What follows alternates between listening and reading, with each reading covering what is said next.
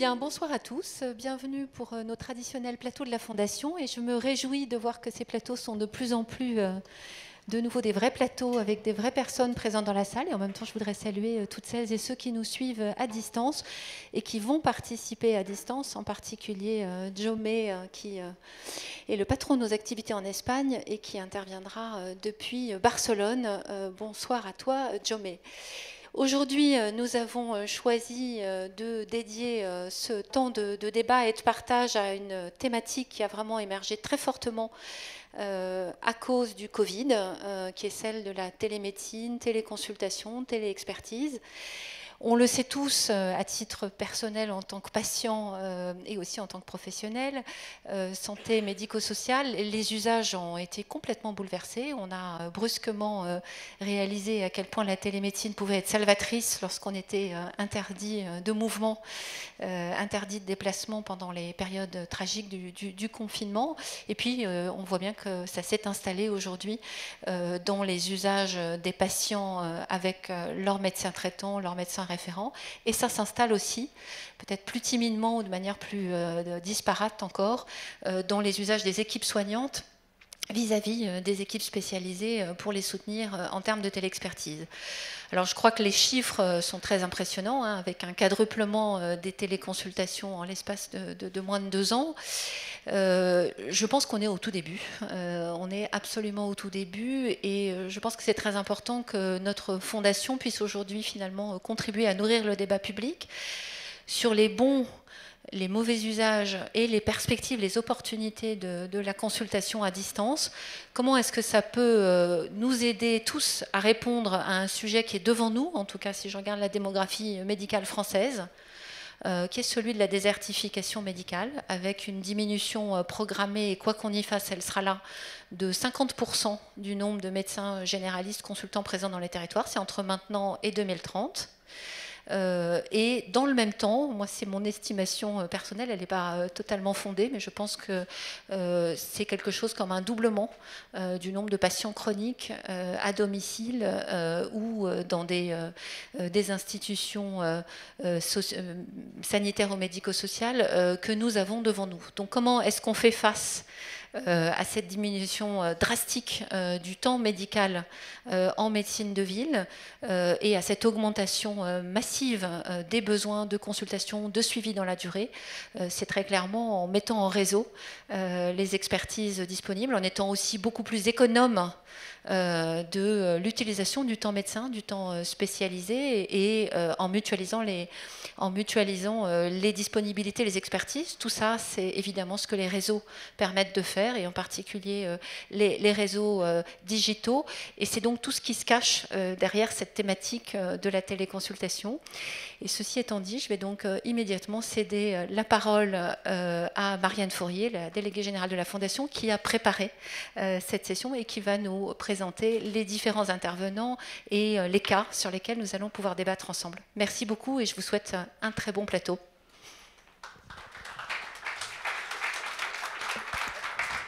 Alors ce soir, effectivement, Sophie, on a un très très beau plateau qui s'annonce, avec un animateur de charme, Serge Guérin, sociologue, président du conseil scientifique de la Fondation Corian, qui animera donc cette soirée. On aura 2 tables rondes, bien importantes en nombre d'intervenants et riches en matière, vous le verrez. Une première table ronde qui portera sur le thème de la téléconsultation en médecine générale, une solution pour remédier à la pénurie médicale. C'est à cette question qu'on essaiera de répondre avec Claudine Brisset, qui est membre de l'association Hold Up, qui nous donnera le point de vue de l'usager aîné, qui nous intéresse, puisque notre thème ce soir, c'est la télémédecine n'a pas d'âge, c'est une question. Dr Claude Bronner, président de l'URPS, Union régionale des professionnels de santé Grand Est, qui nous donnera son point de vue de médecin libéral, Claude. Nous avons également le docteur Jérémy Goudour, qui est venu sans son binôme Arnaud de Villard, que nous regrettons, mais qui est justement en train de téléconsulter à l'heure qu'il est. Donc Jérémy, fondateur de la société Omédis, qui va nous en dire un peu plus sur cette fameuse société. Frédéric Meunier, qui est infirmier, coordonnateur en EHPAD et qui est pratiquant de la télémédecine. Et enfin, Myriam Oukal, qui est présidente du Conseil de l'e-santé. Après cette première table ronde, on en aura une deuxième qui zoomera sur la télémédecine spécialisée.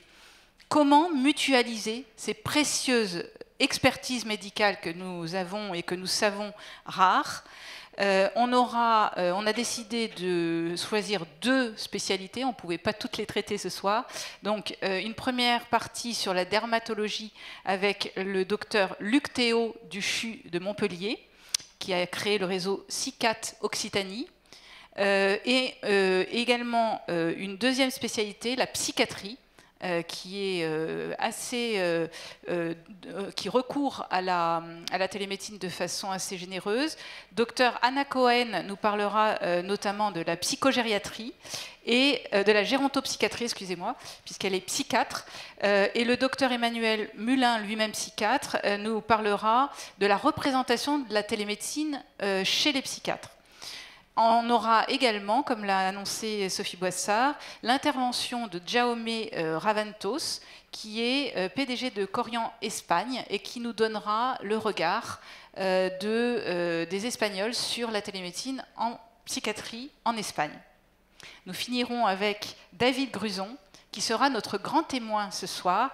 David, qui a eu de nombreuses expériences, on va dire, qui a dirigé des hôpitaux, qui a écrit un roman de science-fiction, mais qui travaille aujourd'hui dans le monde de la santé numérique, ce qui nous intéresse tout particulièrement ce soir. Voilà, Serge, je te cède la parole pour inviter nos premiers participants. Merci beaucoup. Eh bien, les 3 premiers participants dont tu as parlé, je vous propose de venir nous rejoindre. Donc, cette première table ronde, vous voyez, c'est médecine générale, et la deuxième avec des spécialités. Finalement, la question derrière, c'est la téléconsultation. On a beaucoup parlé. Asseyez-vous, prenez place, docteur. Prenez place, chère madame. Voilà. On en a parlé, il y a eu rapport sur rapport, il y a eu intervention sur intervention. Enfin, ça a mis quand même pas mal de temps à bouger, il y a eu des freins, il y a eu tout ce qu'on voudra. Le moment Covid a été plutôt, j'enlève le plutôt d'ailleurs, a été un accélérateur assez foudroyant de tout cela. Finalement, d'une certaine manière, on peut se demander si ça ne va pas plus vite d'installer la téléconsultation plutôt que changer le numerus clausus et attendre le temps que l'on forme les médecins, ou de peut-être faire évoluer un certain nombre de représentations. Face à une situation, face à une pénurie, face à des urgences, on a bien vu que ça participait des réponses. On a bien mis d'ailleurs dans l'intitulé une réponse. On n'a pas dit la réponse, pour ne pas exclure. Voilà. Et donc, avec vous, Madame Brisset, alors, chez Hold Up, il y a un groupe de travail qui s'est réuni, qui travaille autour de ces questions-là. Et donc, c'est intéressant, il y a à la fois votre position à vous, et puis la position de ce groupe, et finalement, de votre point de vue, de votre regard, comment vous réagissez à ces questions autour de la télémédecine, autour de la médecine sur écran. Comment vous, et puis votre groupe, comment vous avez réagi? Oui, avec l'expérience du Covid, on a réalisé que tout était possible. On a changé de monde en un instant, et donc nous sommes prêts à nous adapter, et nous allons essayer d'adopter cette technique. Joli, adapter, adopter. Et finalement, est-ce que la télémédecine, est-ce que vous avez l'impression que la télémédecine vous adopte? Oui, je pense qu'elle est les plus propice à nous adopter, parce qu'elle englobe beaucoup de choses, tandis que pour la plupart des personnes de ma génération, des plus de 80 ans, on n'a jamais travaillé avec l'Internet. Alors, certaines personnes ont pu s'y adapter, et d'autres continuent à vivre selon leurs critères. Oui, en plus, déjà s'adapter aux médecins, c'est pas toujours évident. Oui. En plus, s'adapter à une technologie avec, ça peut rendre les choses encore plus complexes. Donc, on demande absolument l'assistance d'un témoin, d'un interprète, d'un auxiliaire de vie. Je ne sais pas, on va chercher le terme. Un auxiliaire de vie numérique, du coup. Oui, ouais. Pour les relations numériques. Je me tourne vers vous, docteur Jérémy Goudot. Vous êtes d'abord un médecin urgentiste, donc d'abord un médecin. Est-ce que la technologie médicale, de la manière dont vous la portez, est-ce que ça ne s'appuie pas, mais autrement, sur l'humain? Effectivement, la problématique était de faire adhérer le plus grand nombre à un nouveau mode d'exercice. Voilà, de ce colloque singulier physique, il fallait pouvoir adapter les besoins et les ressources actuelles. Et en 2018, on s'est posé, nous, une question très simple. Est-ce qu'on peut trouver une solution à tous ces patients qui venaient échouer dans la salle d'attente des services d'urgence pour une pathologie de médecine générale et leur trouver une solution adaptée parce qu'ils n'avaient pas accès à leur médecin traitant, qu'ils n'avaient plus de médecin traitant. Et on commençait à parler de télémédecine et on l'a vu comme une pratique pour pouvoir mobiliser du temps médical et pour le mobiliser en l'apportant à l'endroit où il y avait le besoin. Alors, on a créé ce premier cabinet médical libéral qui a un lieu physique au sein duquel il y a les médecins. Mais il n'y a que les médecins. Et les patients, eux, ils vont être à distance. Mais on va leur offrir ce temps médical rendu disponible au sein de ce lieu physique du cabinet médical de télémédecine, en l'offrant au plus grand nombre de patients, c'est-à-dire qu'il ne faut pas exclure les patients qui ne sont pas autonomes face à l'outil, il ne faut pas exclure les patients pour lesquels médicalement la visio simple ne suffit pas à répondre à leurs problèmes, et puis il ne faut pas exclure les patients qui n'ont pas de réseau, tout simplement. Et c'est notre concept, c'est d'apporter la télémédecine au sein d'un lieu, d'une salle de téléconsultation, à l'épicentre des déserts médicaux, en proximité, près des gens qui en ont besoin, et au sein de cette salle, ils vont être accompagnés par cet assistant numérique. Alors c'est un assistant de télémédecine pour nous, c'est un professionnel de santé qui va maintenir le lien physique pendant la téléconsultation. Et ce cabinet médical va apporter du temps à des salles de téléconsultation accessibles aux patients en recours de leur médecin traitant. Voilà, en 2 minutes, puisqu'on n'avait que 2 minutes, un concept qu'on a réfléchi et qui a été un petit peu plus long que 2 minutes à mettre en place et à faire accepter, notamment auprès de la profession, presque 1 an, mais grâce à Claude qui a beaucoup poussé. Je crois qu'on voit un petit film qui l'explique et qui montre un petit peu aujourd'hui ce qu'on fait et comment on arrive à prendre plus de 15 000 patients en charge par an dans un territoire, dans un bassin de vie, grâce à la pratique de la télémédecine, l'outil ne venant qu'au service de l'organisation. Merci beaucoup. D'ailleurs, la notion de temps, elle va être un des fils rouges finalement, parce que le temps du médecin, on sait hein, les statistiques, 23 secondes avant que le médecin coupe la parole au patient, un temps moins de 12 minutes de temps de consultation, une sortie à 96% avec une ordonnance. Enfin voilà, c'est aussi ça la réalité. C'est 40% aux Pays-Bas et les Hollandais ne sont pas plus en mauvaise santé que nous. Donc on voit bien que les pratiques ne sont pas les mêmes. Et finalement, cette notion de temps, on pourrait se dire inconsciemment, mais la technologie, ça bouffe du temps. Et en fin de compte, c'est d'une certaine manière, ça peut être l'inverse, c'est ça redonne du temps à ce qui est quand même important, c'est le lien entre le patient et le médecin. Alors, en effet, vous avez spoilé, comme on dit, et donc il y a un premier film, la maison ne recule devant aucun sacrifice, vous allez voir une série comme ça, incroyable, on prépare Cannes, hein, tout simplement, et donc voilà, il va y avoir une série de films qui vont passer, alors avec des stars, enfin voilà, qu'on a payé parfois très très cher, des cachets faramineux, et donc on va démarrer avec le premier film tout de suite. Télémédical Solutions, c'est le premier cabinet médical tourné vers la téléconsultation assistée et augmentée de recours. Sous un statut libéral et enregistré à l'ordre, les médecins du département viennent y partager du temps pour participer à la réponse à la désertification médicale. Le cabinet n'intervient que pour les patients qui n'ont plus de médecin traitant ou pour ceux dont le délai de rendez-vous n'est pas adapté. Télémédical Solutions est en lien très étroit avec le médecin traitant pour lui garantir le respect de sa place prioritaire et s'intégrer parfaitement au parcours coordonné des soins. Au sein de cet univers, les médecins expérimentés, qui gardent tous une activité clinique physique, utilisent les outils de télémédecine existants ou portés régionalement.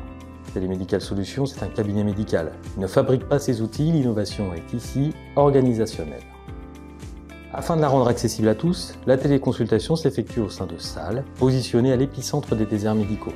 Le patient y est accueilli et accompagné par un professionnel de santé maintenant ainsi le lien physique. Après avoir mesuré la tension, le pouls, la température, etc., l'assistant de télémédecine aide le médecin à examiner le patient en positionnant stéthoscope et otoscope connectés.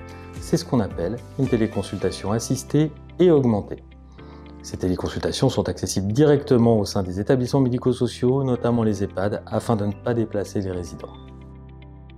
Validé réglementairement en commission paritaire régionale des médecins libéraux, chaque cabinet Télémédical Solutions maîtrise parfaitement les filières habituelles des patients car il garde un rayon d'action à l'échelle du département et limitrophes. Chaque année, plusieurs milliers de téléconsultations sont effectuées par les cabinets pour venir soutenir à leur demande les médecins généralistes des territoires en tension.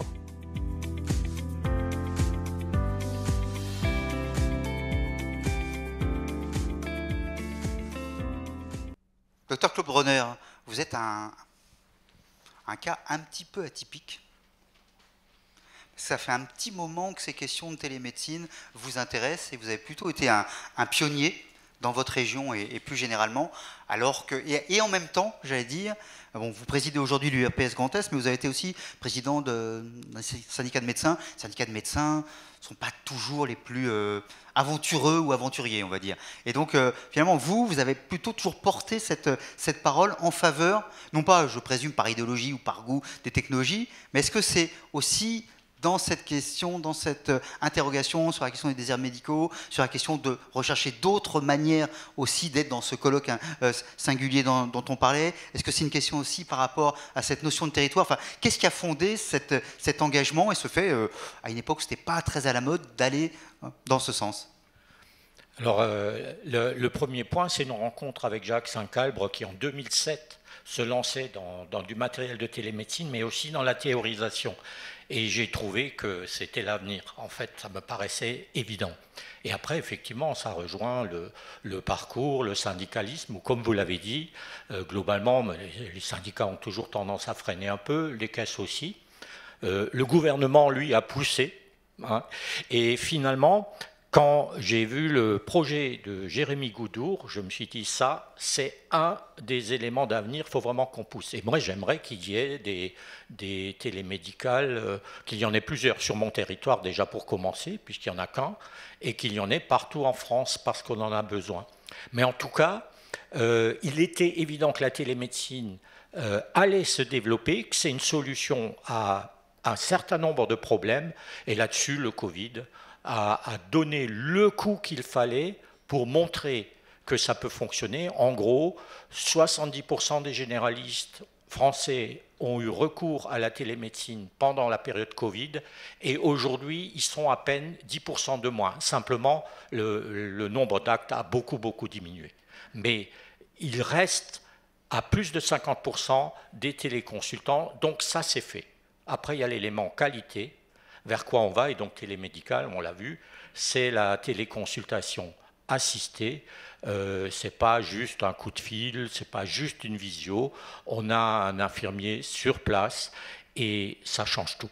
Il y a cette présence humaine, et puis j'ai insisté sur cette notion de territoire. On pourrait imaginer que ces histoires-là de télémédecine, à la limite, c'est, vous savez, comme quand vous appelez pour réserver un restaurant qui est en face de chez vous, mais finalement, ça fait 10 000 km parce que ça passe par le Cambodge et je ne sais où. Est-ce qu'il y a aussi cet élément-là, ou est-ce que pour vous, justement, il y a ce lien très fort avec le territoire?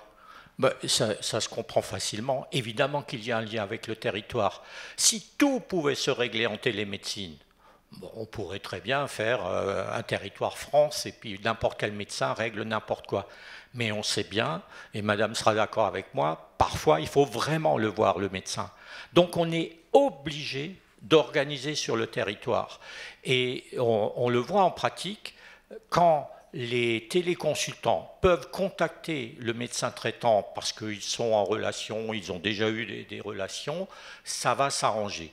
Si c'est quelqu'un qui n'a rien à voir avec le territoire, ça ne va pas fonctionner. Et on voit quand même très souvent des patients qui ont eu une téléconsultation, qui reviennent le lendemain chez leur médecin en disant « j'aimerais bien avoir votre avis parce que hier j'avais une téléconsultation ». C'est quand même très fréquent.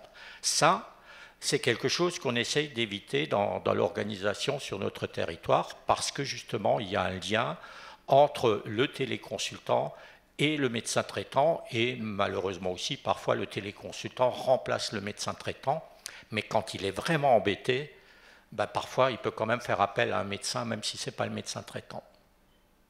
D'accord, on voit que c'est un jeu à plusieurs parties. Alors justement, docteur Goudour, vous avez peut-être en quelques mots expliqué de manière très concrète, je dirais à Madame Brisset, comment ça marche, parce que votre solution, on peut la trouver dans les maisons de retraite médicalisées, mais c'est aussi en libéral, en indépendance, et ainsi de suite. Les deux sont possibles. Et puis peut-être dire aussi, justement, ce lien avec le territoire dont on a parlé, et ce lien au fait que l'humain est toujours là.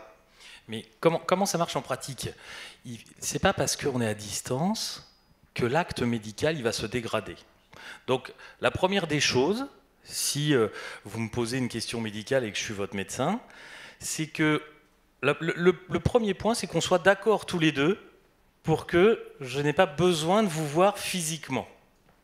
Que vous soyez d'accord pour que je vous réponde en téléconsultation et que moi, médicalement, je sois d'accord avec la science pour dire je peux vous répondre à distance. Alors vous répondre à distance avec une téléconsultation, là dans ce modèle-là, qui est, on va dire, majoré parce que vous avez un infirmier à côté de vous qui va vous connaître, qui va mesurer votre tension, votre pouls, qui va me donner des éléments, et puis peut-être même je vais pouvoir utiliser des dispositifs pour vous ausculter. Mais c'est ce qu'on appelle recueillir le consentement du patient. Voilà, tout le monde doit être d'accord pour dire que l'acte médical il se fait à distance. Le deuxième point, c'est que il va falloir qu'on prenne rendez-vous, qu'on se trouve à un bon moment. C'est important le moment du rendez-vous en télémédecine. Quand vous êtes dans une salle d'attente de votre médecin, vous voyez bien qu'à un moment vous allez passer. Il y a du monde devant vous, un moment plus ou moins long, vous imaginez bien.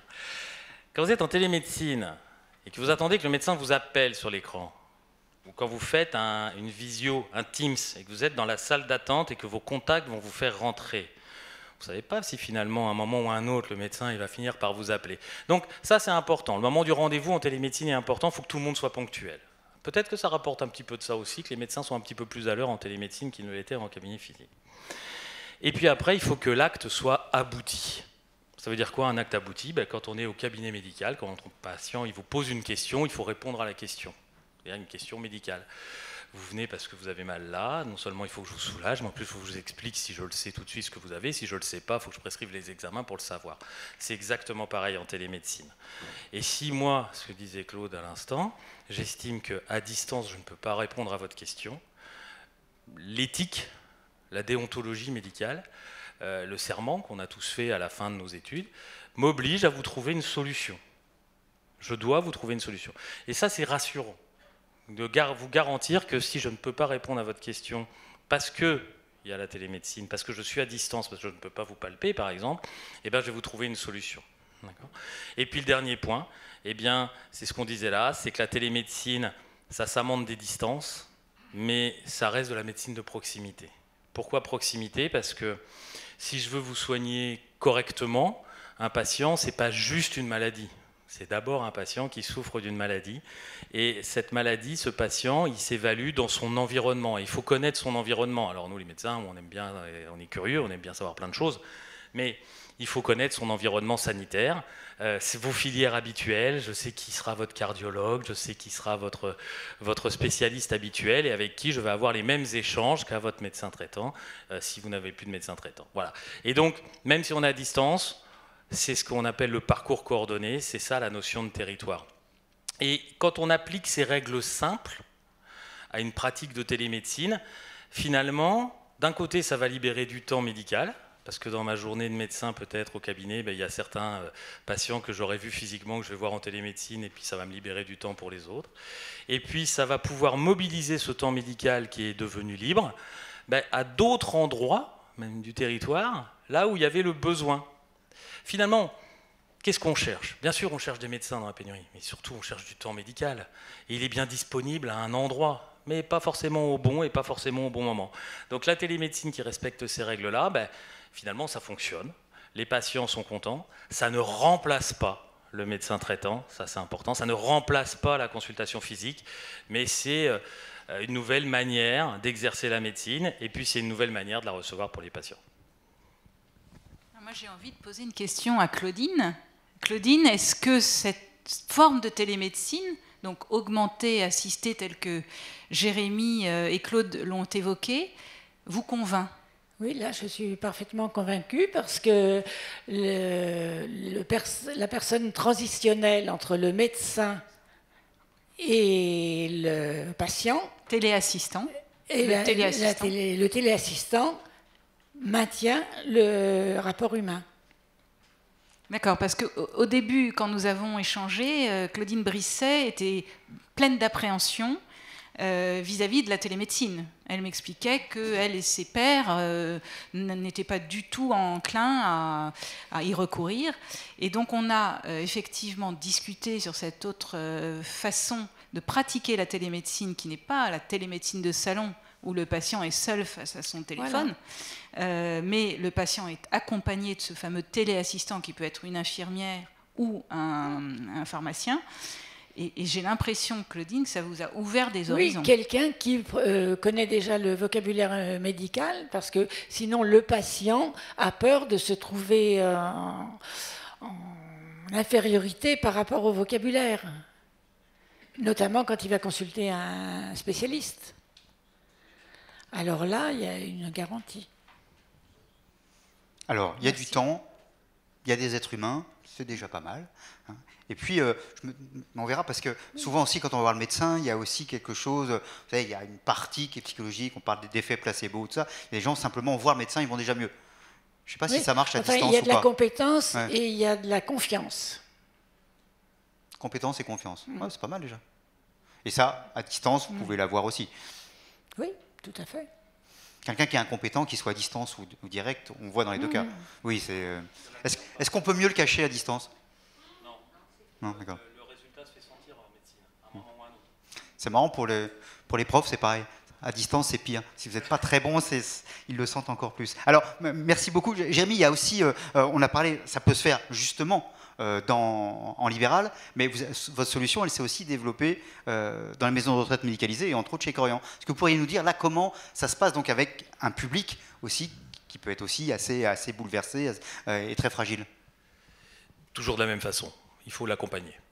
Alors, dans les maisons, dans les EHPAD, c'est plus facile parce que le soignant, et en plus, ce soignant connu, c'est plus qu'un soignant dans un EHPAD, c'est un tiers de confiance.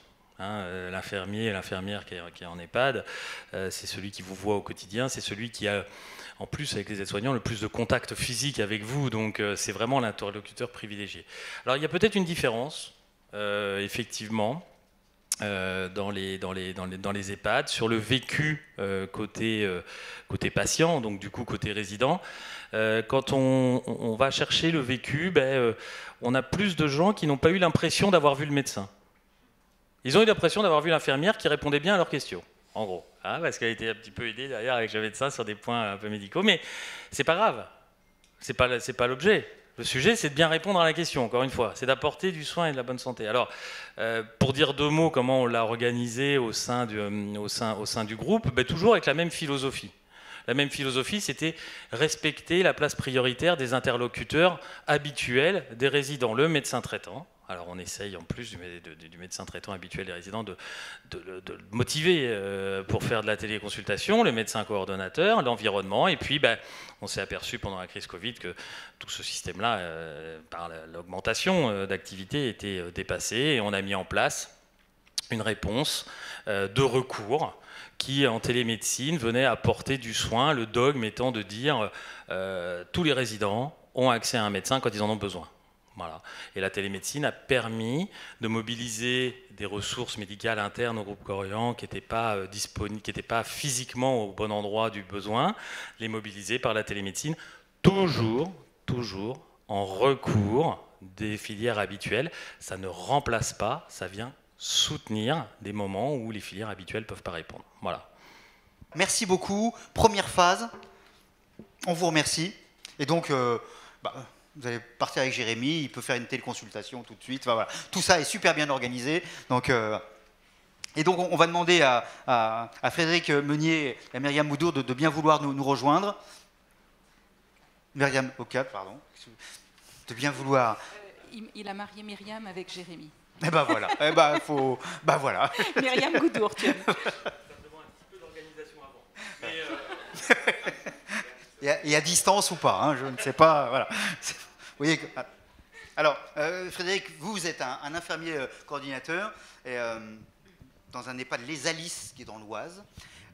Et vous, justement, on est très très concret. Vous pratiquez justement ce dont on a parlé. Donc, dites-nous en tant que, toi, tu as dit pratiquant. Praticien. Praticien et pratiquant, ouais. Les deux mots sont bons. Ça se passe, quoi. Voilà. Alors nous, quand on nous a présenté au Médis il y a plus de 2 ans, on a vu ça comme un nouveau gadget. On s'est dit encore autre chose qu'il va falloir appréhender, à quoi ça sert, on n'a pas le temps. Le Covid est arrivé, on a eu besoin de beaucoup de consultations très rapidement, en grand nombre. On a perdu plus de 50% de nos médecins traitants depuis 3 ans sur l'établissement, beaucoup de départs à la retraite, donc c'est un problème qu'on rencontre. Donc il a fallu s'y mettre. Donc il y a eu un premier clic sur le logiciel, sur la prise de rendez-vous, une première téléconsultation, et on s'est très vite rendu compte qu'on avait un médecin qu'on pouvait sortir de notre poche quasiment instantanément, alors qu'avant on devait parfois attendre jusqu'à une semaine pour avoir un avis médical, pour avoir une prescription. Donc autant vous dire qu'on l'a très très rapidement adopté. Oui, on est vite sorti du gadget du coup. On est très vite sorti du gadget. Et les équipes en global, votre regard, il a été partagé par l'ensemble des collègues. Je parle des infirmiers, mais aussi peut-être d'autres salariés. Les infirmiers, comme je vous dis, on s'est d'abord dit comment on va maîtriser cet outil. Est-ce qu'on va avoir le temps de le maîtriser? Et finalement, c'est ce que vous disiez tout à l'heure, le gain de temps est tellement important. On passe beaucoup moins de temps, on passe 17 secondes à cliquer sur la prise de rendez-vous, alors qu'on pouvait passer des fois une demi-heure, une heure à essayer de joindre le secrétariat d'un médecin.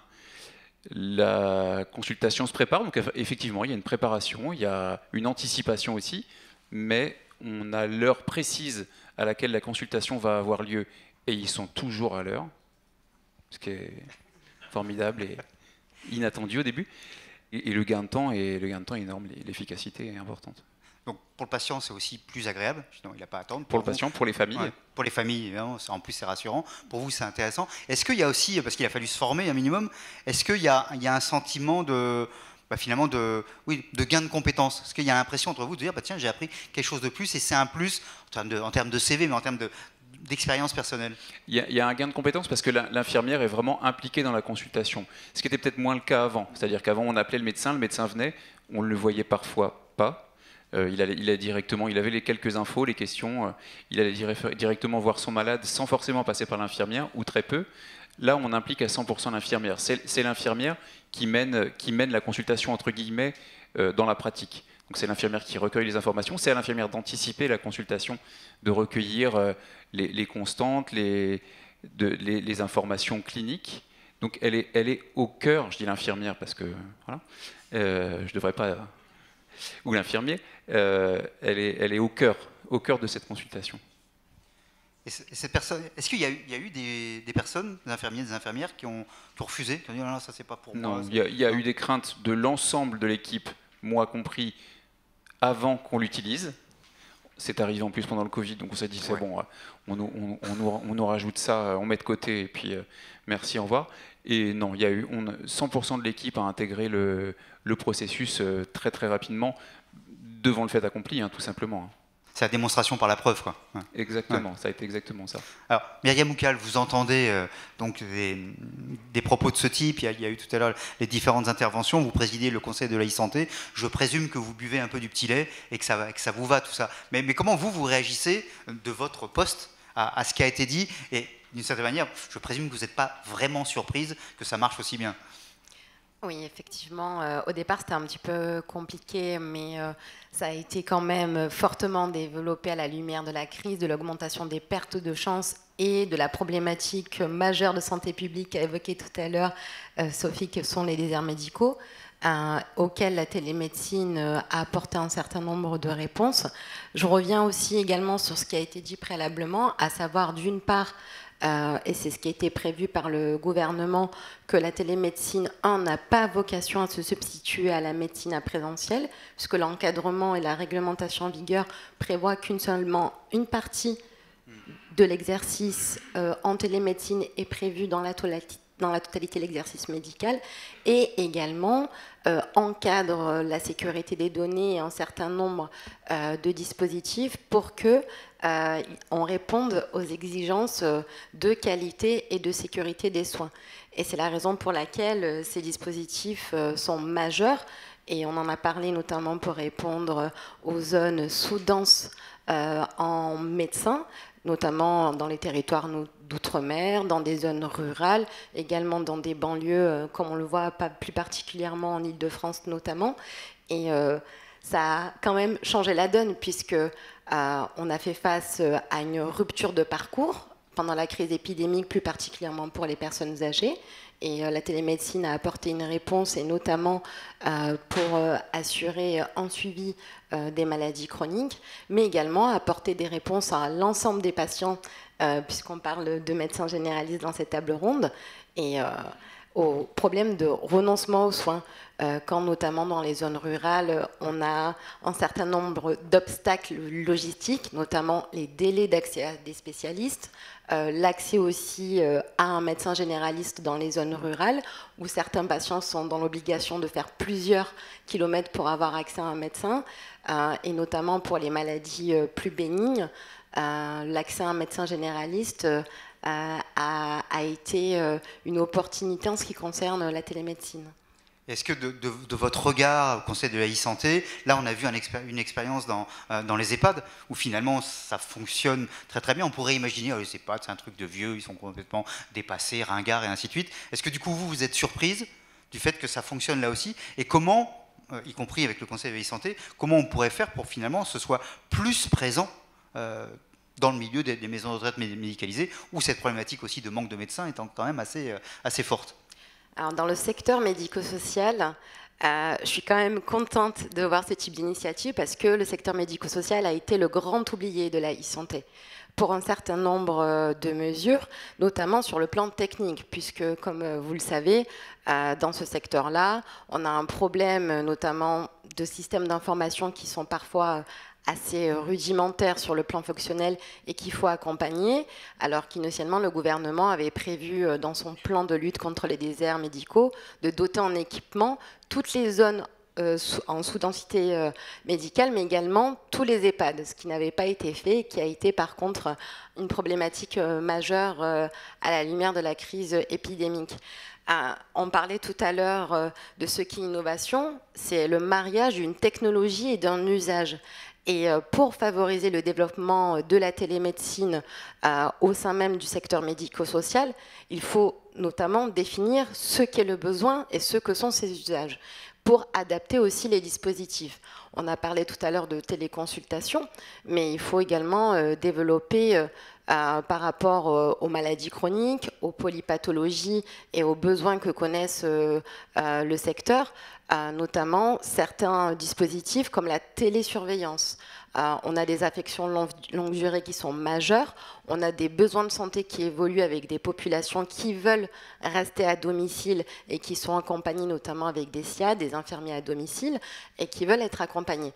Et donc, il faut adapter la télémédecine à ses usages spécifiques dans le secteur médico-social en mariant la technologie et l'humain. Et c'est la raison pour laquelle, tout à l'heure, quand a été évoqué le téléassistant, c'est une des réponses pour que les personnes âgées puissent faire face à ce besoin. On a aussi un problème majeur aujourd'hui qui a été criant pendant la crise épidémique, qui est la fracture numérique et le sujet du phénomène d'électronisme que connaissent les personnes les plus vulnérables et notamment les personnes âgées.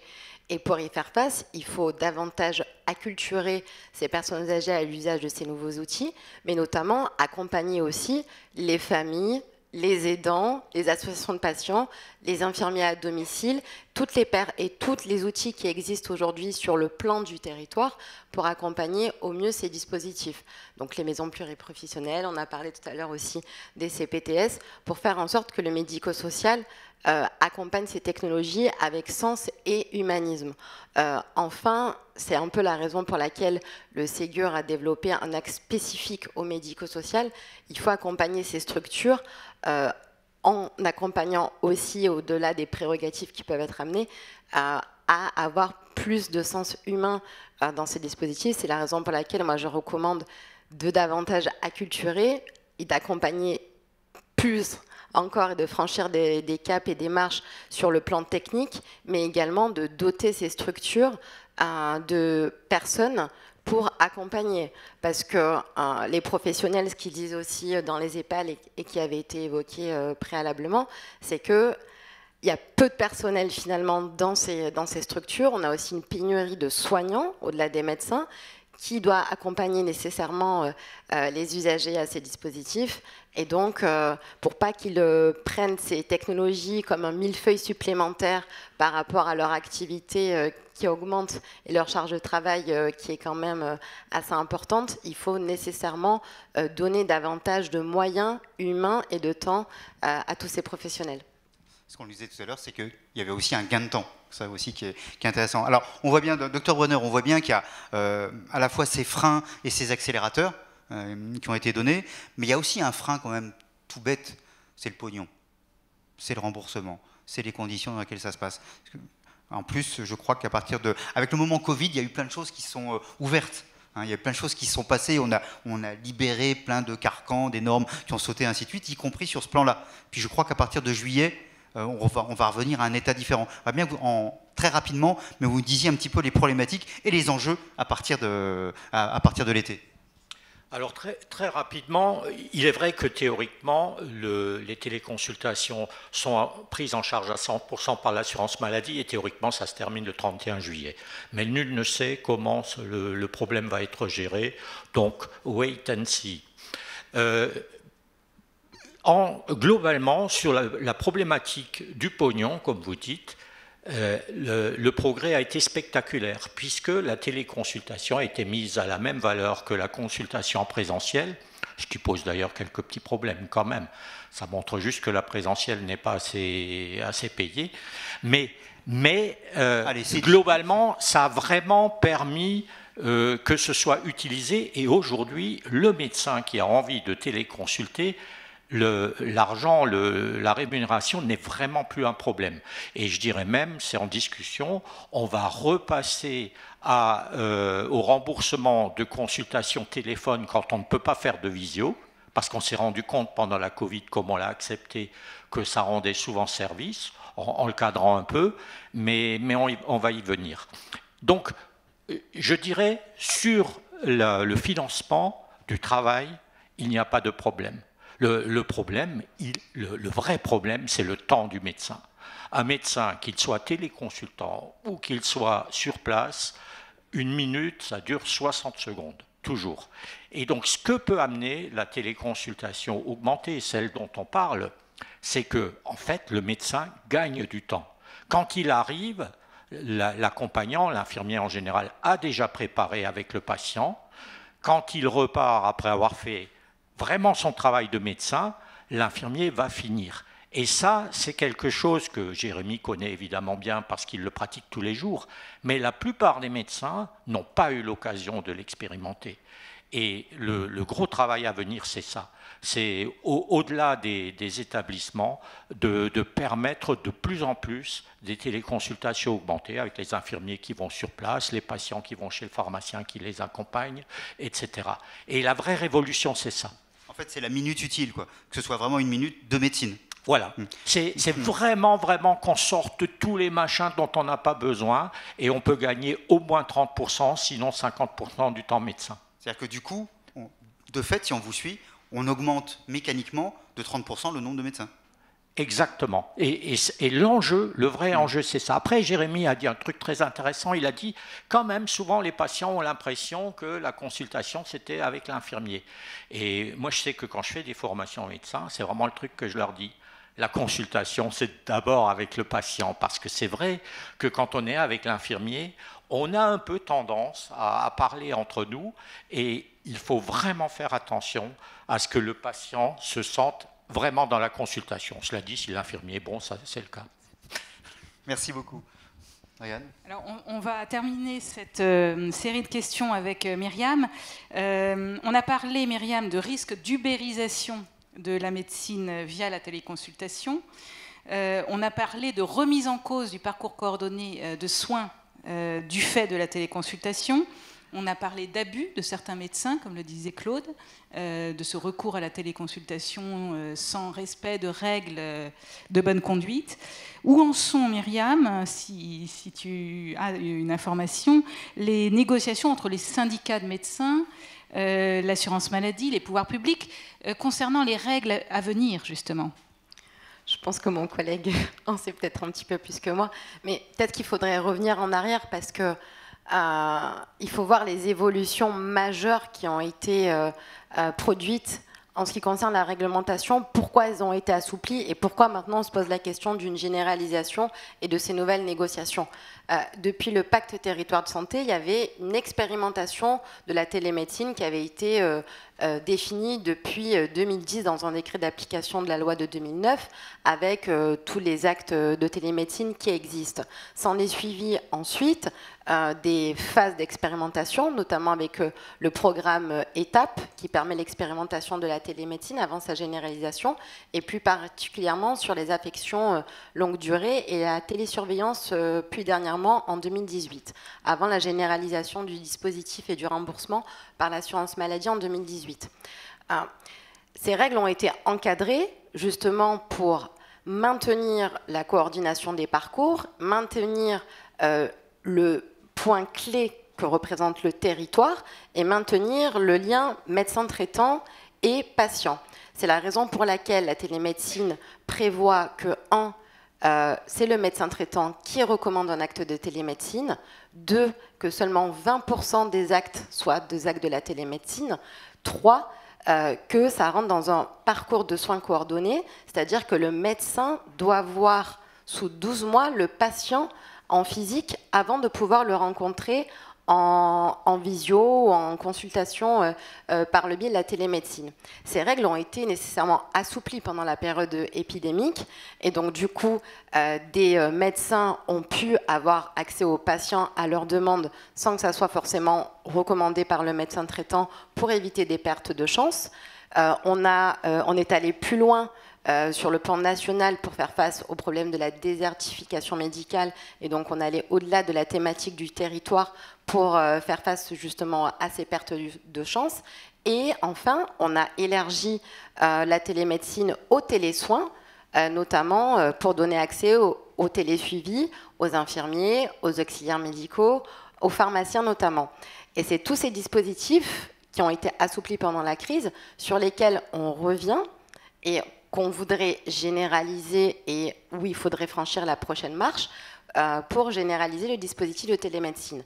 Alors évidemment, on dit qu'il n'y a pas de problème de financement, mais il y en a, notamment pour rémunérer ces actes pour les professionnels soignants, puisque c'est quand même un gage d'attractivité, d'une part. Et c'est pour ça qu'on parle de négociations conventionnelles, mais qui s'inscrivent dans un cadre plus large de négociation où la télémédecine n'est qu'une ligne finalement. Donc c'est pour ça que ça prend quand même un petit peu de temps. Pour la généralisation notamment de la télésurveillance, elle va être avancée, j'espère, et promue avant l'été. Donc c'est quand même une avancée majeure pour le secteur médico-social, dans la mesure où on voit une augmentation énorme des besoins pour ces types de population et d'une nécessité de suivi de longue durée de ces patients pour éviter une rupture des soins. Et moi, ce que j'espère aussi, c'est que, si j'avais une recommandation, c'est qu'on puisse davantage élargir l'accès à la téléconsultation, puisque tous les dispositifs qui ont été développés montrent que plus de 20% des actes sont des actes de télémédecine. Ça a été notamment un sujet majeur pour les généralistes, et donc qu'il faudrait continuer à promouvoir pour faire face au sujet criant des déserts médicaux. Merci. Alors, merci beaucoup à vous trois. On peut les applaudir absolument, puisqu'on est en vrai. Quand on est en vrai, il y a aussi ce plaisir quand même. Puis en plus, s'applaudir, d'abord, ça fait du bien à l'esprit, et puis ça fait du bien au corps, parce qu'on fait de l'exercice. Alors maintenant, on continue, et donc on passe à la deuxième table ronde. Ils arrivent d'eux-mêmes. C'est formidable, cette organisation. Je suis vraiment esbody. Un animateur heureux. Voilà, exactement. Alors là, première table ronde, on était sur des problématiques médecine générale, et là, on prend des problématiques de médecine spécialisée. Voilà. Alors, d'abord avec vous, professeur Théo, c'est en fin de compte... Micro. Vous aussi, vous êtes tombé dans ces histoires de télémédecine il y a un bon petit moment. Là aussi, à un moment donné, ce n'était pas nécessairement tout à fait à la mode. Et vous, alors, sur un truc, on peut se dire quand même, vous êtes sur la peau, la dermatologie et autres. On se dit, c'est quand même... Enfin, il faut la voir, quoi. Et vous, enfin... Comme ça, en tant que béotien totalement incompétent, on dit quand même, la dermato, c'est vraiment un truc, il faut être en lien direct et tout ça. Et vous, non, on peut faire des choses. Et même, enfin, vous êtes un chirurgien, je ne sais pas si on peut faire de la chirurgie à distance, mais en tout cas, on voit bien qu'il y a déjà un sacré moment où vous êtes intéressé à ces questions. Et racontez-nous un petit peu, ça a été quoi le déclic ? Le déclic, ça a été la pathologie. La pathologie, ça s'appelle plaie et cicatrisation. C'est quelque chose qu'on a inventé il y a 30 ans et qui souffre d'un déficit de pratique. C'est-à-dire que les gens ne sont pas formés, il y a des pratiques qui sont développées en international.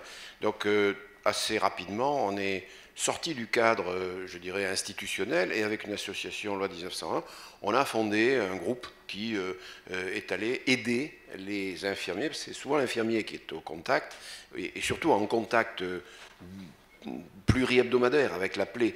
Le médecin généraliste est un peu en retrait, il n'accompagne pas l'infirmier sur place à 5 h du matin pour faire le pansement, ou 7 h du matin.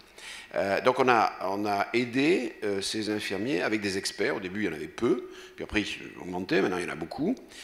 Et donc le principe, ça a été dès 2011, avec 2 régions, Languedoc-Roussillon à l'époque et Basse-Normandie, convaincre nos ARS d'aller chercher, au niveau de la ZIP Santé, de quoi faire un premier projet qui s'appelle Domoplay 1, et qui démarre exactement sur ce qui a été dit. C'est-à-dire, le principe, c'est la téléconsultation assistée par l'infirmier qui est là au quotidien.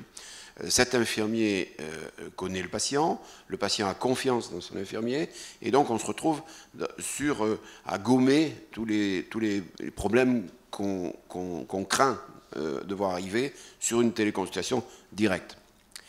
La deuxième étape, ça a été Domoplay 2, c'est-à-dire en 2018, quand le gouvernement a ouvert une poche d'innovation qui s'appelle l'article 51, et notre ARS, à ce moment-là, a dit « Bon, vous avez fait ça sur Languedoc-Roussillon, très bien, mais la région a changé de volume et de surface. Maintenant, on a Occitanie. Occitanie, c'est Languedoc plus ex-MIPI. Ex-MIPI, ils ont déjà une petite organisation en plaie. Essayez de greffer votre télé-organisation sur leur organisation, et on va voir si ça marche. Et si ça marche, en 2024, on généralise à toute la France. » Alors, les innovations, elles sont nombreuses. La première innovation, c'est qu'on n'est plus à la médecine à l'acte. On est à la médecine au forfait. Chaque fois qu'on inclut un patient, on reçoit 389 €, exactement. La deuxième innovation, c'est un call center régional. Vous êtes à Tarbes, vous êtes à Mende, vous appelez au même endroit. Du même endroit, on revient vers le local. Ça a été dit tout à l'heure, c'est très important. La prise en charge, elle doit être locale. Les filières, elles sont locales. Il faut les respecter. Il faut respecter les généralistes, qui est au cœur de la coordination. Deuxième mot important, coordination. Nous payons la coordination. Nous payons les actes de télémédecine à des experts qui sont reconnus, qui ont un diplôme d'université, qui ont 3 ans de pratique, qui sont des experts en plaie. Et la quatrième innovation, c'est qu'on a créé un corps d'infirmiers qui sont devenus experts, grâce à ce qui s'appelle un autre, alors excusez, mais c'est article 51 également, mais c'est la loi HPST de 2014. Et celle-là, elle permet de faire un protocole de coopération. C'est-à-dire de dire à un infirmier, une infirmière, tu vas travailler à ma place. Et travailler à la place, ça veut dire que ça démultiplie les capacités à faire d'une manière considérable. Donc on est reconnu, journal officiel, on a la possibilité de faire. Et la cinquième innovation, et là on n'en a pas assez parlé, c'est que nous on n'est pas sur jusqu'à présent on a vu des experts et une structure relativement fixe, qu'elle soit fixe dans un EHPAD, qu'elle soit fixe dans un local de consultation médicale. Nous, on a pris le risque d'être en voltigeur. C'est-à-dire qu'on envoie une application sur le téléphone portable de l'infirmier ou de l'infirmière qui se déplace au domicile. Et là, on prend le risque de ne plus avoir de réseau. Parce que c'est derrière, donc il faut trouver des solutions. Il existe des solutions validées, Airbus. Il y a des sacs à dos qui permettent d'avoir du réseau partout en France. Parce que le Pic du Midi, l'Ardèche, voilà. Donc on a à faire face. Et là, on avance. Donc on avance, on est pour 4 ans, jusqu'en 2024.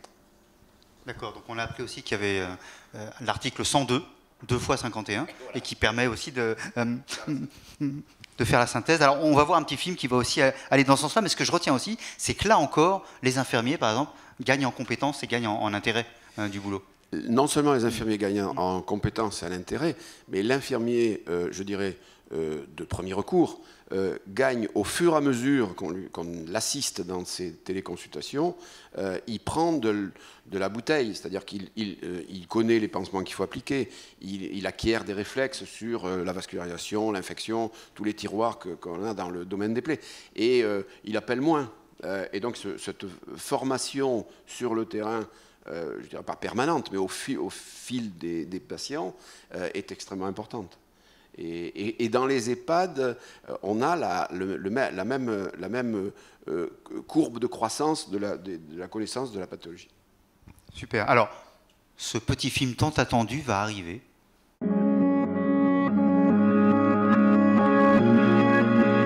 Le réseau SICAT-LR existe depuis 1999. Il est basé sur le principe d'un accompagnement, d'un réseau de coordination de parcours de soins, d'aide à la décision auprès des professionnels requérants, médecins, infirmiers, qui ne savent pas toujours comment prendre en charge les plaies complexes. Depuis 2012, nous avons la possibilité de faire ces actes en télémédecine, sans déplacement ni de l'expert ni du patient. Nous avons une plateforme sur laquelle je me connecte sur le poste expert.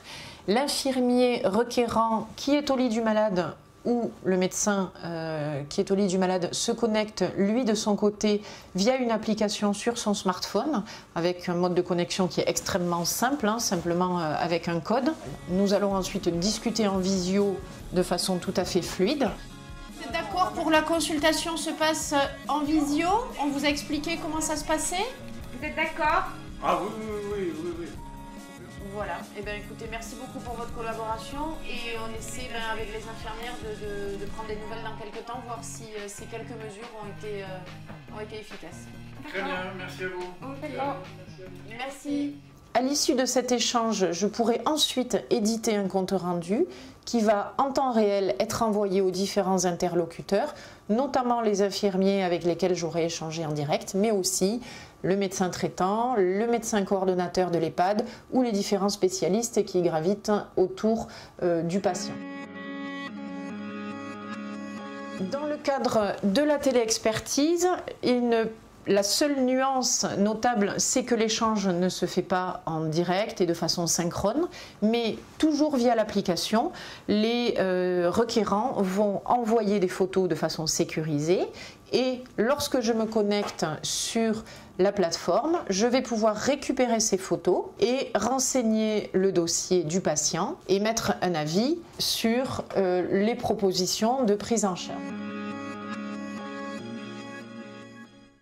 Alors, on change un petit peu d'univers avec Anna Cohen. Vous êtes une psychiatre et vous êtes spécialisée en gérontopsychiatrie. Spécialité très, très claire. Alors, pareil, vous au début, vous n'étiez pas du tout spécialement sensible à ces questions de télémédecine. Qu'est-ce qui a fait là aussi le déclic ? Oui, non, pas du tout. C'était pas du tout mon projet initial. Moi, j'avais dans l'idée de créer une équipe mobile de psychiatrie de la personne âgée. Je l'ai fait pendant 2 ans dans le public et ça m'a passionnée. J'ai trouvé ça extrêmement enrichissant.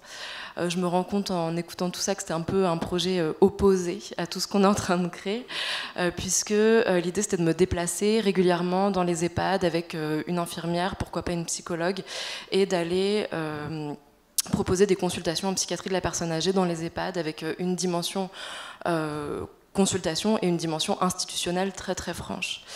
Et puis on a eu des difficultés pratiques et puis surtout le Covid est apparu et là il a fallu tout annuler, tout repenser, voir les choses autrement. On a regardé autour de nous, on a vu la télémédecine se développer, les téléconsultations aussi se développer, quelque chose que je pratiquais pas du tout à l'époque dans ma pratique même adulte.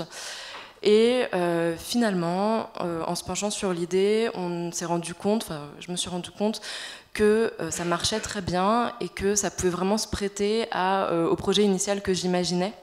Et que j'imaginais autour de 2 axes, un axe patient et un axe institution. Et en fait, ça marche parce que la téléconsultation, elle permet ça aussi, c'est-à-dire d'aller apporter à un résident qui présente des symptômes un diagnostic, un suivi, pourquoi pas, un traitement, un avis tout simplement, mais aussi d'avoir un temps avec l'équipe, puisqu'on est au cœur de l'EHPAD quand on téléconsulte, et donc d'avoir un temps avec l'équipe soignante, avec l'institution, et de pouvoir là aussi les accompagner et les aider à mieux prendre en charge le patient, le résident qui présente des symptômes.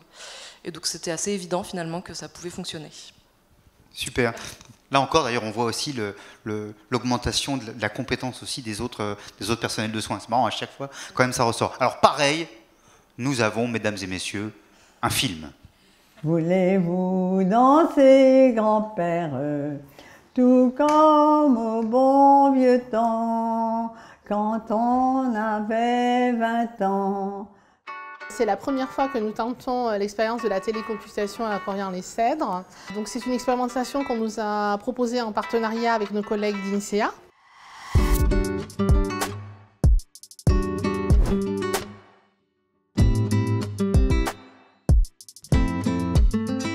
Vous chantez bien, hein? Vous chantez bien. Ah, vous êtes bien, je chante comme tout le monde, comme tous les gens qui chantent. Quand je suis arrivée à la clinique, j'avais vraiment envie de développer les unités mobiles de psychiatrie de la personne âgée. Sauf que les unités mobiles, donc le fait de se déplacer en EHPAD, c'est extrêmement chronophage et ça demande beaucoup de moyens. Bon, on a réfléchi à comment on pouvait adapter ce projet-là et pourquoi on ne proposerait pas aux EHPAD des consultations en psychiatrie de la personne âgée, mais sous forme de téléconsultation. Laisser comme ça dans une chambre résident avec une tablette, avec le docteur, c'était quelque chose qu'on avait un peu de mal à imaginer. Nous voulions un avis complémentaire pour la prise en charge et pour améliorer la thérapeutique en cours. Madame Fontano, vous m'entendez? Oui. Est-ce que vous savez qui est le président de la République en ce moment? Ouais. C'est qui? Je sais pas. Ah, alors vous savez pas alors. Il y a un rôle qui me tient vraiment à cœur, c'est d'aller déstigmatiser la psychiatrie de la personne âgée et de porter un autre regard sur les résidents. Ça va aider aussi le personnel de l'EHPAD en fait, parce que tout le personnel de l'EHPAD, face à ces résidents-là, souvent ils sont complètement démunis. Elle s'exprime comme ça par moments et par énervement parce qu'elle est un petit peu agacée, qu'on ne comprenne pas ses besoins. Je pense que le problème de fond, c'est l'angoisse et qui peut expliquer aussi le fait qu'il y ait des gros troubles du sommeil. Les téléconsultations, de la manière dont je les ai construites dans ces deux parties, donc une partie avec le résident seulement et une partie avec l'équipe, permet vraiment d'aller discuter avec eux et de désamorcer, de déstigmatiser, de former aussi. Pour nous, développer ce genre de solutions numériques, c'est très important puisque on a plusieurs sujets. D'abord, maintenir le suivi de nos résidents, avoir accès à des spécialistes et à des experts. Puis c'est aussi la solidarité dans le groupe entre les différentes branches. Donc on est très contents et on vous invite à vous lancer et à tenter vous aussi l'aventure. Je voudrais vous faire réagir, Anna, par rapport à cette expérience, au challenge que vous vous êtes lancé finalement, qui est un challenge particulièrement ambitieux, puisque non seulement vous changez de pratique en choisissant cette télémédecine, mais en plus avec une population particulièrement vulnérable et complexe, parfois malentendante, parfois avec des difficultés sensorielles diverses. Quelles sont les difficultés auxquelles justement vous êtes confrontés? Est-ce qu'elles venaient des résidents patients? Est-ce qu'elles venaient des personnels, de la technologie? Et comment vous y avez fait face? Oui, il y a eu pas mal de difficultés. Il y en a encore. C'est un projet qui est très jeune, qui est en train de se mettre en place. Donc, j'ai pas tout résolu encore. On y travaille. Pour ce qui est des résidents, finalement, c'est des difficultés assez pragmatiques, un peu bêtes, mais auxquelles on ne pense pas toujours. Et en effet, l'hypoacousie sévère, le fait de ne pas entendre, en fait, c'est un énorme frein, la téléconsultation. Je ne sais pas si c'est propre à la psychiatrie, mais ce qui est sûr, c'est qu'en psychiatrie, c'est essentiel de pouvoir communiquer avec la personne et qu'ils nous entendent bien. Il y a aussi quelque chose d'assez propre à la psychiatrie qui est le fait qu'on a des résidents qui peuvent être délirants et qui peuvent présenter des délires de persécution, parfois centrés sur les écrans. C'est une thématique assez classique. Le fait d'avoir l'impression d'être écouté, filmé ou suivi, ou suivi avec des micros. Et donc évidemment, ça c'est impossible dans ces moments-là de proposer de la téléconsultation. Et puis aussi les résidents qui sont extrêmement agités, agressifs et qui communiquent pas du tout. Ça, pour remédier en fait à cette difficulté-là, on propose un algorithme très précis d'adressage en téléconsultation. Donc, en fait, l'idée c'est que les soignants et les médecins d'EHPAD ne nous adressent pas des profils de résidents comme ceux-là. Et dans ce cas-là, moi je reçois aussi des patients âgés en consultation présentielle, ou alors il faut imaginer pouvoir se déplacer. Pour ce qui est des soignants et de la technologie, je pense que c'est des difficultés qui se regroupent un petit peu. Il y a aussi quelque chose de très pratico-pratique. Mais ça se résout assez facilement, c'est anecdotique.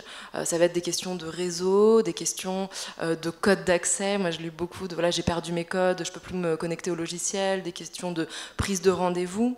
Mais en fait, tout ça, je pense que ça renvoie à une question de fond, qui est la question de la culture de métier et de l'habitude que les soignants vont réussir à prendre à réserver une téléconsultation. Et je pense que ce frein-là, j'ai pas encore toutes les clés, mais je pense que plus on va montrer qu'il y a un bénéfice aux téléconsultations, plus ces freins vont se lever. Super. Alors, docteur Emmanuel Mulin, vous, alors vous êtes aussi psychiatre à la clinique du Val de Fenouillet, c'est plutôt dans le sud, et vous avez eu l'idée de faire une étude sur la représentation justement de cette télémédecine chez les soignants de Corian. Donc, pourquoi, et 2, quels résultats?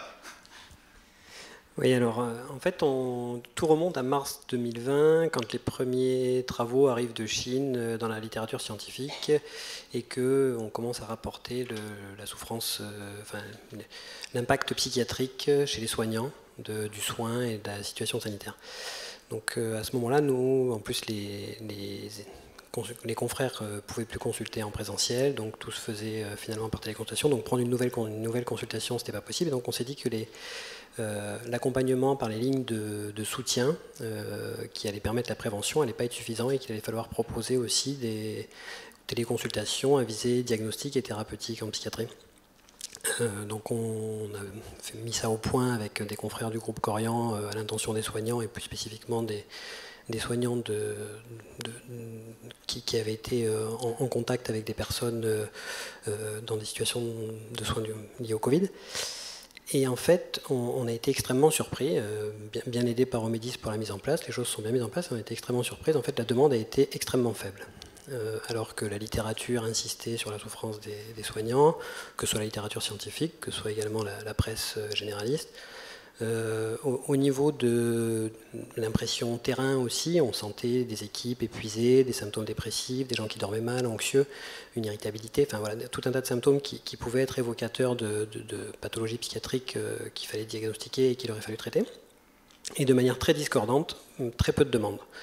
Donc on a voulu comprendre pourquoi, et d'autant plus que quand on faisait le point avec les confrères, notamment universitaires, qui avaient mis en place un dispositif un peu similaire, ils arrivaient aux mêmes conclusions.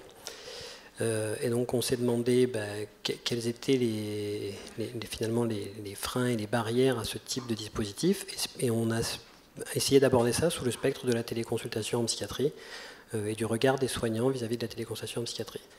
Alors, pour répondre à la deuxième question, les résultats, donc, déjà, ils ont confirmé effectivement qu'il y a une souffrance psychiatrique liée à la situation sanitaire. On a retrouvé ça chez la majorité des personnes qui ont été, dont les données ont été prises en compte dans l'étude.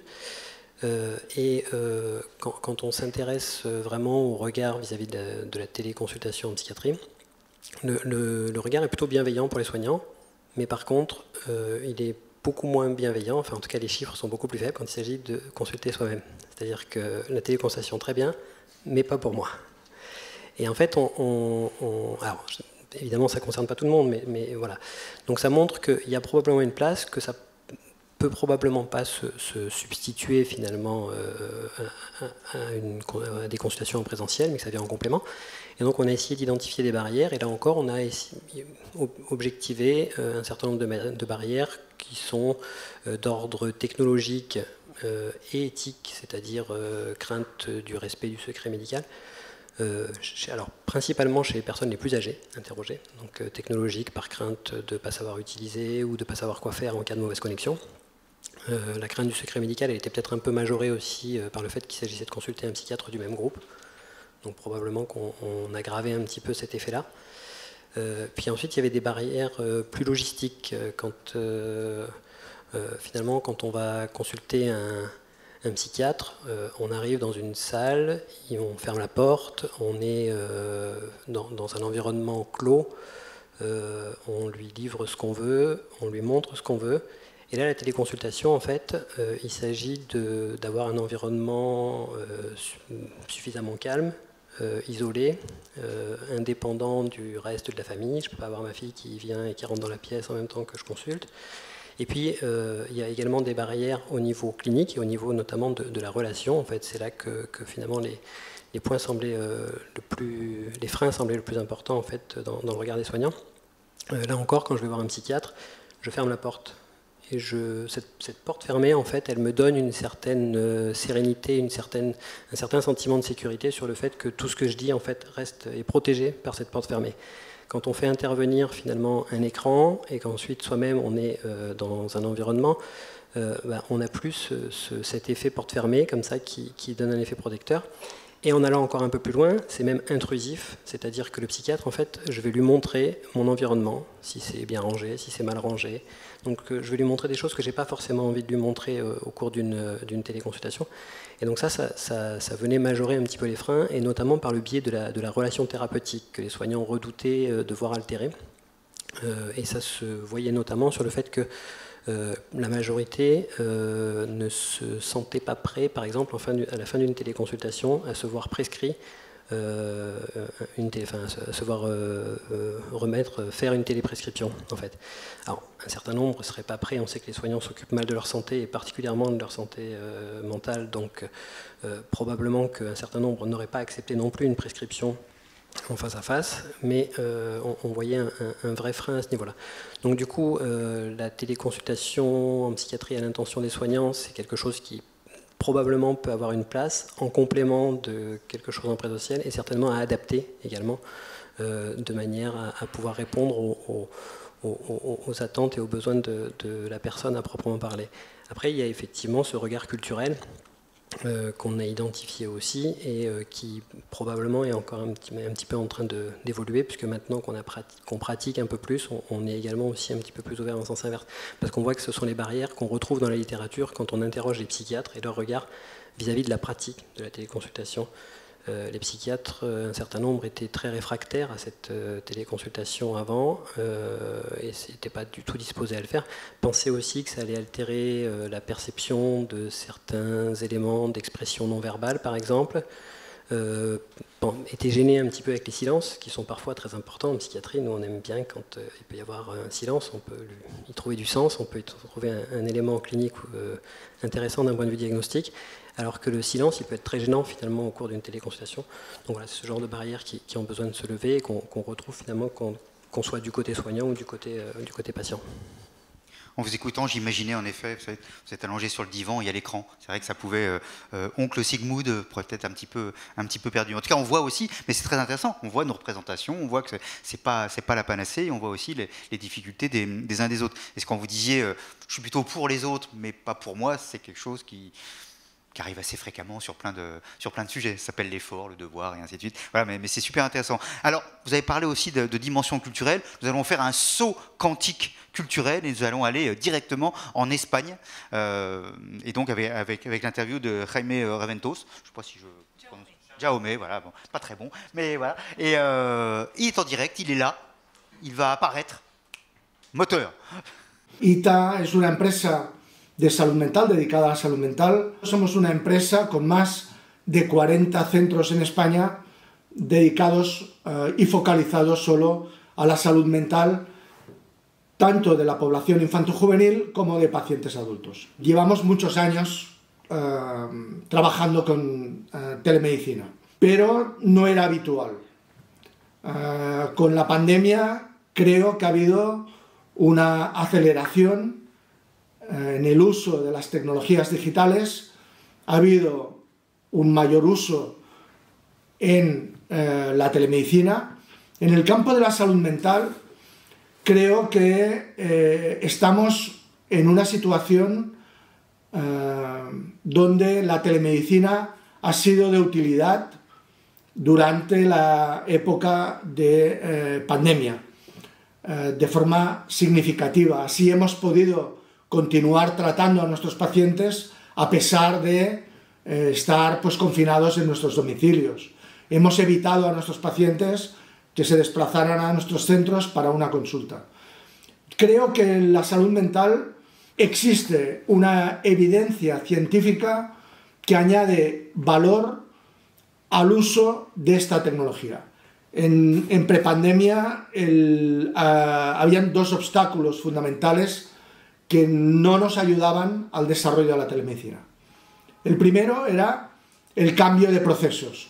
Es decir, todos sabemos que en el uso de la telemedicina no se trata solo de hacer una teleconferencia, un uso del vídeo, sino que debe haber pues, un espacio reservado para que el profesional sepa que tiene una videoconferencia con el paciente.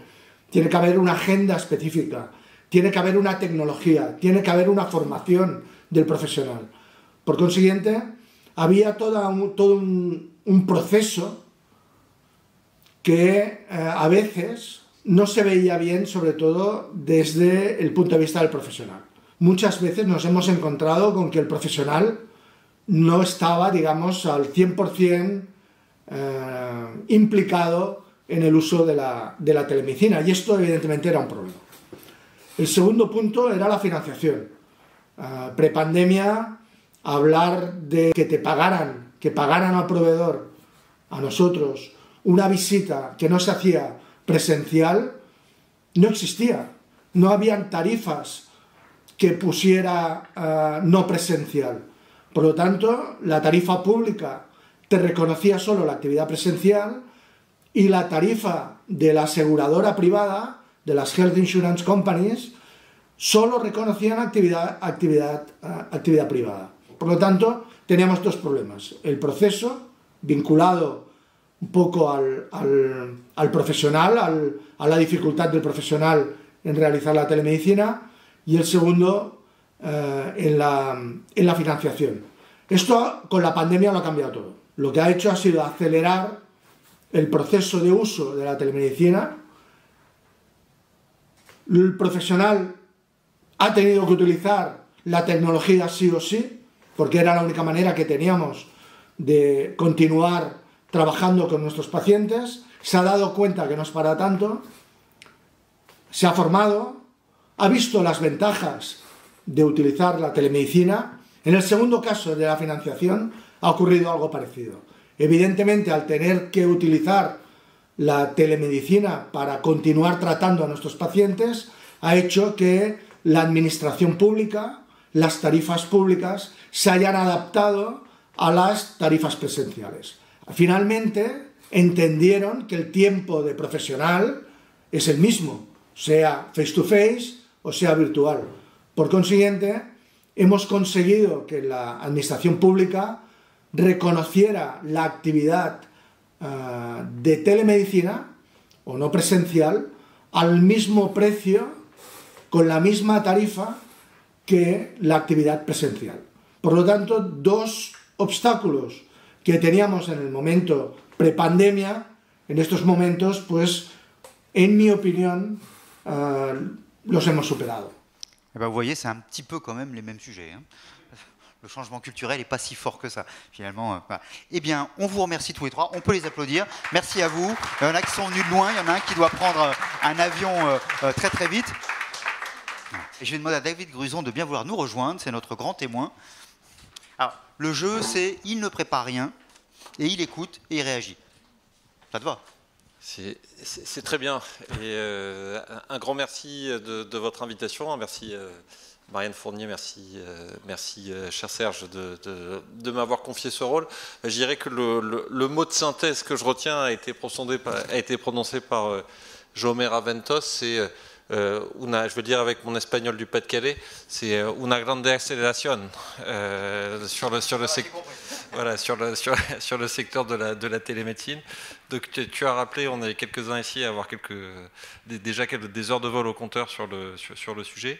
Moi j'ai envie de dire quel tableau vous avez su réunir là dans un format très, très compact et efficace qui montre qu'on a vraiment changé d'époque. Et là je le dis avec un regard comme Myriam Oukal de militant de ces sujets de la e-santé depuis un moment déjà. Pour vous faire un effet flashback, là c'est presque d'anciens combattants. J'étais conseiller santé à Matignon il y a 12 ans, au moment où on a fait fixer le régime juridique des activités de télémédecine. Et à l'époque, on n'avait pas su surmonter le blocage de la CNAM sur le déverrouillage du modèle économique des actes.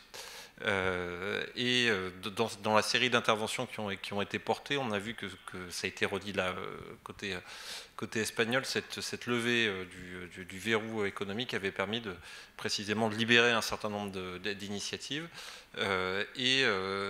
On voit aussi dans les différentes interventions quel a été le rôle de la crise sanitaire. Mais il faut aussi rendre hommage à ceux qui avaient su initier des choses avant même le Covid. Il y a un agenda de transformation numérique qui avait été porté sous l'égide de Dominique Pont. Et il faut peut-être souligner le rôle un peu plus spécifique qu'avait joué Nicolas Revel, comme directeur de la CNAM, qui a su négocier avec les représentants des syndicats de médecins l'avenant 6 à la convention médicale de 2018, qui avait mis en place cette équivalence tarifaire avec la téléconsultation. Donc on voit que ce paramètre économique, il est important, qu'il irrigue les différents champs de la télémédecine, avec peut-être une bonne partie du chemin qui a été fait, pas complètement. Il y a un angle qui est important dans le domaine particulièrement des maladies chroniques, qui est le champ de la télésurveillance, où là, le chemin sera à voir par l'expérience. Vous savez qu'il y a un acte de télésurveillance qui a été porté dans la loi de financement de la sécurité sociale pour 2022, mais derrière, la déclinaison à l'échelle des tarifs sera négociée chaque année. Donc, pour ceux qui vivent la joie des équations tarifaires des groupes homogènes de séjour et les chicanes de début d'année dans les arrêtés tarifaires, ça nous promet un peu de plaisir sur les prochaines années, mais avec quand même un élément d'intelligence, c'est que dans ce barème de télésurveillance, il y a une composante technologique et une composante humaine. Et on voit que ces deux éléments-là sont importants. Moi, ce que je retiens aussi de cette session, dans les différentes expressions, c'est le niveau d'appropriation de ces outils. Je vous ai entendu, Dr Bronner, et c'est chouette de voir un président du RPS porter ces sujets. Ça montre à quel point les professionnels s'emparent de ces questions, qu'ils les portent, qu'ils désormais non seulement ils s'y opposent plus. Et je pense qu'il faut sortir de cette idée que les médecins, les soignants seraient rétifs à ce sujet, parce que c'est vraiment plus du tout l'expérience qu'on en a. Et c'est même plus un sujet générationnel. Il y a une appropriation de ces outils de santé numériques, et là aussi qui était, je pense, antérieur au Covid, mais que le Covid a accéléré. Et puis après, il y a eu un kaléidoscope de pratiques que vous avez présentées, qui montrent qu'en fait, on a vu la formule Omedis, la télémédecine se développe dans la médecine du quotidien, la médecine générale, et puis la spécialité. L'accès à la médecine de spécialité est vraiment facilité par ces sujets, effectivement, dans le domaine des plaies et psychiatrisation, professeur Théo, dans le domaine de la psychiatrie, avec les interventions du docteur Cohen et du docteur Mulin. Donc on voit que c'est présent dans le domaine de la médecine générale, dans la médecine de spécialité. On a bien vu aussi dans la série d'interventions que ces sujets n'étaient pas neutres, et ça c'est un autre angle, au champ de répartition des compétences professionnelles. Que ce n'est pas que la technologie qui intervient dans une relation médecin-soignant, c'est une transformation des interventions respectives des professionnels, avec une montée en charge puissante de l'action des professionnels paramédicaux à la faveur du déploiement de ces activités de télésanté, et je pense tout particulièrement dans la prise en charge du vieillissement. D'ailleurs, c'est la thématique qui est évidemment chère au cœur du groupe Corian. Moi, j'ai commencé ma carrière comme directeur de centre de gérontologie. Et là, je voudrais aussi casser un deuxième préjugé. Je suis sûr, Marianne, que vous partagerez ça. Il y a dans le fond de l'air l'idée que finalement la prise en charge du vieillissement serait rétive à ces technologies. C'est exactement l'inverse. C'est une des flèches avancées du déploiement de l'innovation et de la technologie depuis le début, depuis longtemps dans tous les compartiments. Là, on en a eu l'illustration dans le domaine de la télésanté, mais c'est vrai aussi dans le champ de la robotisation. Et moi, j'ai entendu très fortement l'appel de Claudine Brisset à plus d'accessibilité de cette prise en charge au quotidien, et avec des paramètres très très concrets.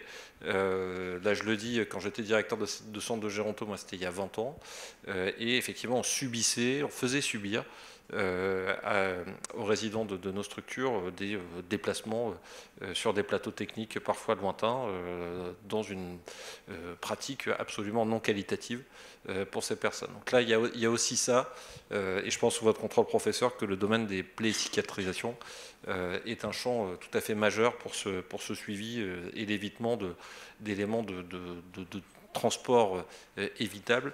D'ailleurs, peut-être un élément à intégrer, si on raisonne modèle tarifaire de la télésurveillance, ces dépenses évitées.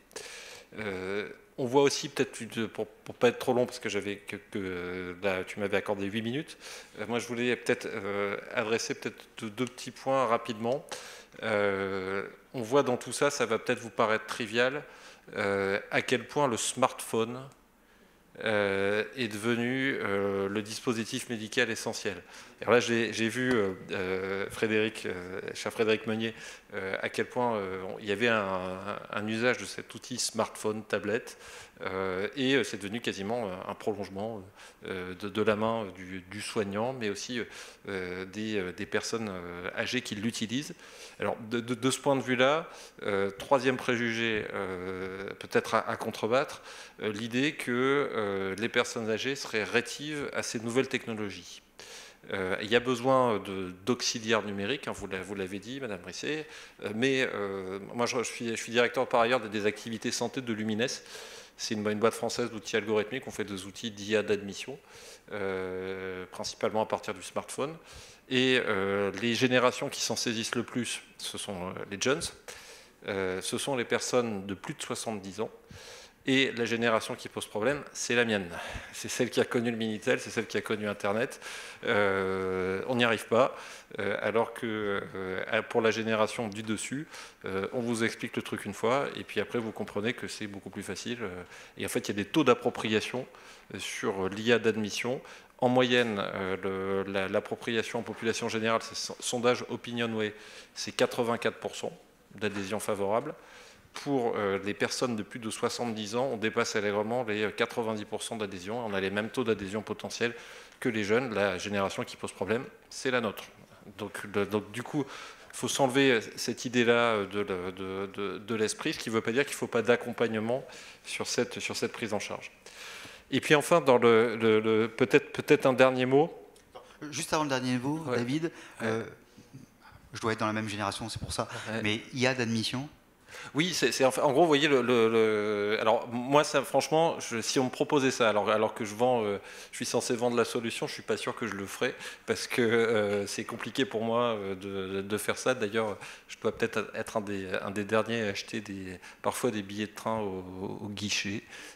On fait plus ça, mais moi, je vais même dans des bornes. Vous voyez, les bornes. Donc voilà. Donc maintenant, pour s'admettre, vous faites une photo de la carte d'identité, de la carte vitale, de la carte de mutuelle, et l'algorithme d'intelligence artificielle récupère les données, les envoie dans le système d'information de l'hôpital ou de l'EHPAD, et vous n'avez plus à passer au guichet, vous allez directement dans le service de soins, et ça vous évite de faire un déplacement pour déposer vos papiers. Et ça, enfin, je veux dire, nous on a vécu une vie à aller au guichet, et il faut en sortir, quoi. Faut en sortir, quoi. Alors que les jeunes, ils comprennent qu'ils peuvent passer à côté, et puis les personnes âgées mesurent à quel point le coût d'aller au guichet est pour elles perturbateur dans leur vie quotidienne. Donc c'est aussi simple que ça, et je pense que cette remarque est réplicable sur d'autres sujets.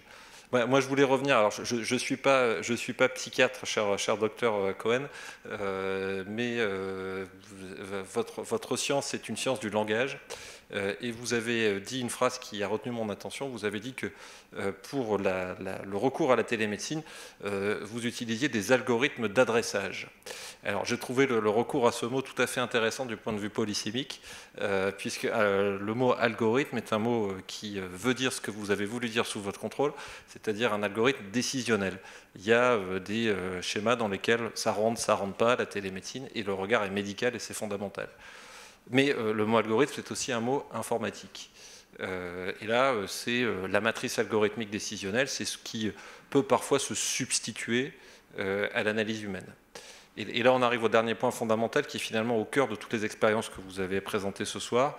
C'est une idée qu'on a portée depuis 2017 avec Etikia, que le Conseil de la e-santé, Myriam, mais aussi Serge, que tu as soutenu, c'est l'idée d'une garantie humaine du recours au numérique pour éviter le schéma de demain où en fait, plutôt que ces bonnes pratiques que porte Corian, on se retrouve avec une téléconsultation où en face il n'y a plus de professionnels de santé mais un algorithme qui traitera la donnée et vous donnera une réponse médicale non intermédiée par l'humain.